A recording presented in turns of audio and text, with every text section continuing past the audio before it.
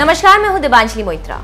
लोकसभा चुनाव से पहले मोदी सरकार के लिए 13 पॉइंट रोस्टर गले की फांस बन गया है। इस रोस्टर को लेकर एससी, एसटी और ओबीसी समाज में गुस्सा है। सोमवार से देश भर में इसे लेकर धरना प्रदर्शन देखने को मिल रहे हैं।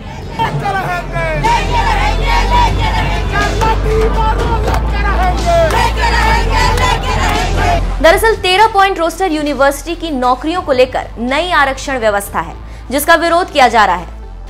एससी, एसटी और ओबीसी समुदाय के लोगों ने इसके विरोध में 6 मार्च को भारत बंद का ऐलान किया है। जाहिर है कि अगर चुनाव से पहले सरकार ने इसे लेकर गंभीर कदम नहीं उठाए तो बीजेपी को इसका खामियाजा उठाना पड़ सकता है। माना जा रहा है कि सरकार भी इसे लेकर काफी चिंतित है और कई बड़े कदम उठाने का मन बना रही है। बुधवार को होने वाली केंद्रीय कैबिनेट की बैठक में 13 पॉइंट रोस्टर को लेकर सरकार अध्यादेश लाने का भी ऐलान कर सकती है। आखिर 13 पॉइंट रोस्टर क्या है और लोगों में से लेकर नाराजगी क्यों है, आइए आपको ये आसान शब्दों में समझाते हैं। दरअसल पहले यूनिवर्सिटी को एक इकाई के तौर पर माना जाता था और उसी के हिसाब से आरक्षण दिया जाता था, लेकिन यूजीसी के नए नियम के मुताबिक यूनिवर्सिटी में विभागों के हिसाब से भर्ती होगी। इसी हिसाब से आरक्षण होगा। पहले भर्ती 200 पॉइंट के हिसाब से निकलती थी, लेकिन अब इसे 13 पॉइंट रोस्टर बना दिया गया है। 13 पॉइंट रोस्टर के मुताबिक पहले से लेकर तीसरे नंबर तक के पद को गैर आरक्षित रखा गया है। चौथे नंबर का पद ओबीसी को दिया जाएगा। इसके बाद 5वें और 6ठे पद को फिर से अनारक्षित रखा है। 7वें नंबर का पद अनुसूचित जाति के लिए रिजर्व रखा गया है। इसके बाद 8वां पद फिर से ओबीसी को दिया जाएगा। 9वां, 10वां, 11वां पद अनारक्षित है। 12वां पद ओबीसी, 13वां पद अनारक्षित और आखिर में 14वां पद एससी को दिया गया है। लेकिन अब आपको लगेगा कि इससे ओबीसी और एससी, एसटी को क्या दिक्कत है। दरअसल परेशानी ये है कि अगर यूनिवर्सिटी या कॉलेज के किसी विभाग में 14 सीट खाली होती है तो उनकी भर्ती इस आधार पर होगी, लेकिन अधिकतर देखा गया है कि इतनी सीट मुश्किल ही किसी विभाग में निकलती है। आरोप है कि इस तरह से आरक्षण की व्यवस्था पूरी तरह खत्म हो जाएगी। इसलिए ये संगठन अब पुरानी व्यवस्था यानी 200 पॉइंट के हिसाब से ही भर्ती चाहते हैं। दरअसल 200 पॉइंट के हिसाब से भर्ती एक अलग फॉर्मूले के तहत होती थी। इसमें 100% सीटों पर 49.5% सीटें रिजर्व होती थी और बाकी सीटें अनारक्षित लोगों के लिए होती थी। वही सरकार इस मामले पर बैकफुट पर है।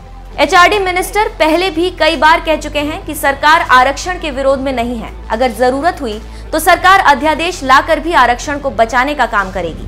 For last few days, the issue of 13 point roster and 200 point roster for the appointments of assistant professors is being debated all over the country in all university campuses. Let me clarify at the outset that government is in favor of reservation, and the department-wise reservation as propounded by courts is not good because it cuts the reservation of scheduled caste, scheduled tribes, OBC, and therefore we went for SLP. We are now going for review, but if that doesn't work, we will bring ordinance and give justice, because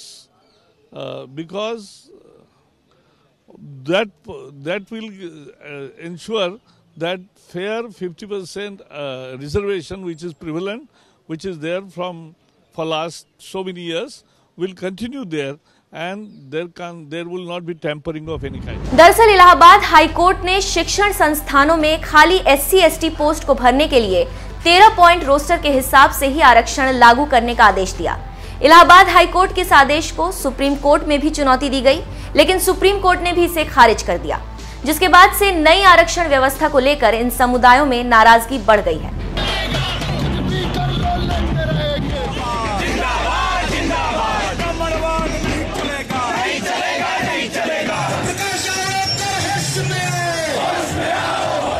माना जा रहा है कि चुनाव से पहले सरकार ये नाराजगी मोल लेना नहीं चाहेगी।